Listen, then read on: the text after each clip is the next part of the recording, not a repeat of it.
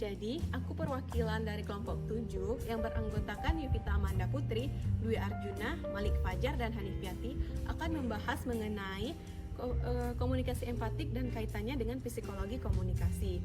Nah, daripada itu teman-teman jangan lupa mendengarkan pembahasan video kami ya.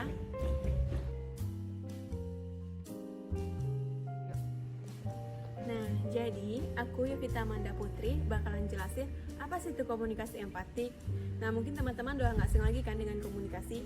Tapi apa sih itu empati? Nah, empati berasal dari kata Einfühlung yang digunakan oleh psikolog Jerman.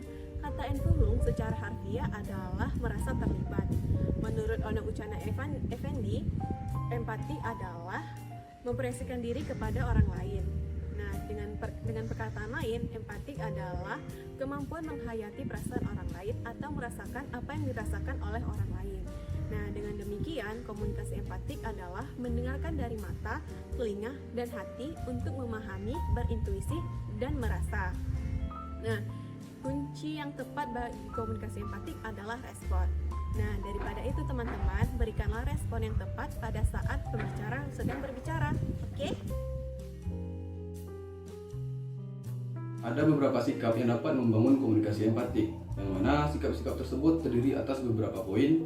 Yang terdiri atas yang pertama adalah mendengarkan secara efektif. Mendengarkan secara efektif berarti memberikan perhatian penuh pada orang yang berbicara dan mencoba memahami pesan yang disampaikan dengan baik. Lalu yang kedua ada menunjukkan minat dan perhatian. Menunjukkan minat dan perhatian pada orang yang sedang berbicara dapat membantu mereka untuk merasa didengar dan dihargai.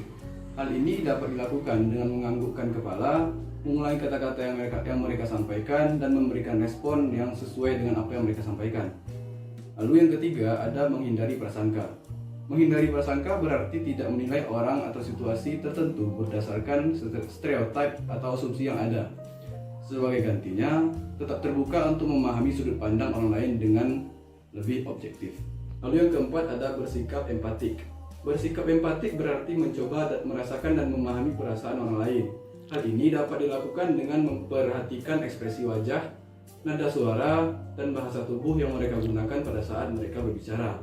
Lalu yang kelima ada mengajukan pertanyaan yang tepat. Mengajukan pertanyaan yang tepat dapat membantu mengklarifikasi pesan yang disampaikan dan menunjukkan minat pada suatu pandangan orang lain. Lalu pastikan untuk mengajukan pertanyaan-pertanyaan terbuka yang dapat memicu diskusi yang lebih mendalam. Dan yang terakhir ada memberikan umpan balik yang tepat dan efektif. Memberikan umpan balik yang efektif berarti memberikan respon yang membangun dan membantu orang lain untuk merasa didengar dan dihargai.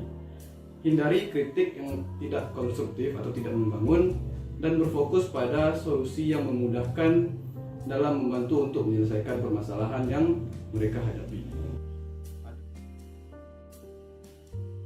Halo semua, kali ini kita akan membahas sedikit tentang kendala dalam komunikasi empatik. Komunikasi empatik merupakan jenis komunikasi yang sangat penting dalam hubungan interpersonal. Namun meskipun penting, terkadang komunikasi empatik ini dapat mengalami kendala-kendala yang menghambat proses komunikasi. Kendala yang pertama, ini seringkali terjadi dalam komunikasi empatik, adalah kesalahpahaman. Kesalahpahaman dapat terjadi ketika pihak yang berkomunikasi tidak sepenuhnya memahami atau menangkap apa yang ingin disampaikan. Hal ini pun dapat terjadi karena berbagai faktor, seperti adanya perbedaan latar belakang, bahasa tubuh yang salah dimaknai, dan ketidaktahuan mengenai konteks pembicaraan. Lalu yang kedua adalah kurangnya keterampilan empati. Empati ini membutuhkan kepekaan dan kemampuan untuk memahami perasaan dan sudut pandang orang lain. Jika salah satu pihak kurang memiliki keterampilan empati, maka komunikasi empatik ini akan terhambat.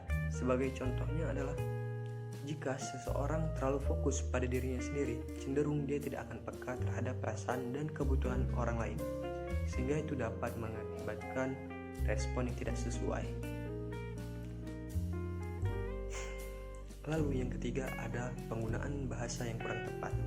Komunikasi empatik membutuhkan penggunaan bahasa yang tepat dan jelas untuk dapat mengungkapkan perasaan dan pikiran yang tepat.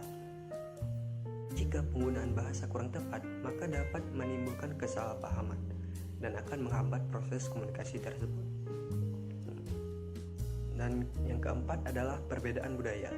Perbedaan budaya dapat menyebabkan perbedaan pola pikir dan cara pandang yang berbeda. Jika tidak disadari, perbedaan budaya dapat menjadi kendala dalam komunikasi empatik. Sebagai contoh, di beberapa budaya menunjukkan emosi secara terbuka dianggap itu tidak sopan. Sedangkan di budaya lain menunjukkan emosi secara terbuka itu merupakan bagian komunikasi empatik yang baik. Lalu yang terakhir, kendala kelima adalah ketidakjujuran.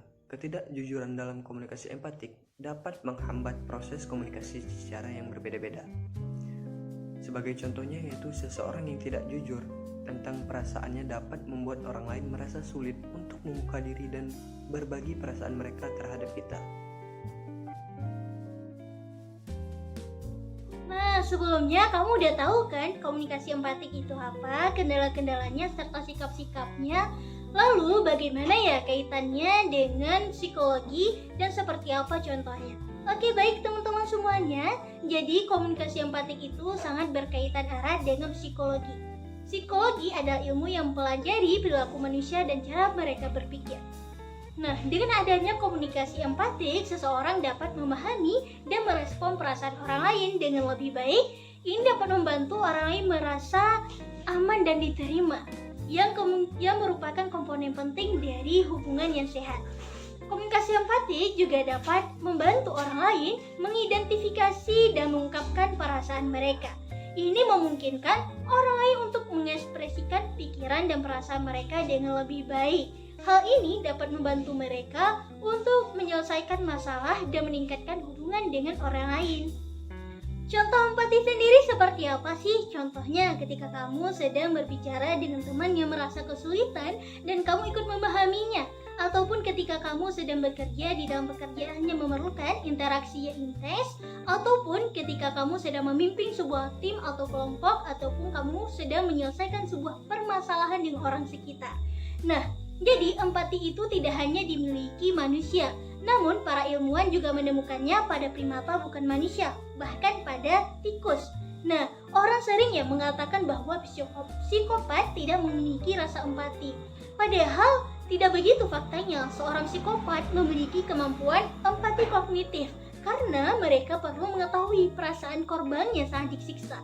Yang tidak psikopat miliki adalah simpati. Mereka tahu orang lain menderita tapi mereka tak mau peduli. Nah, begitu teman-teman ya. Cukup sekian.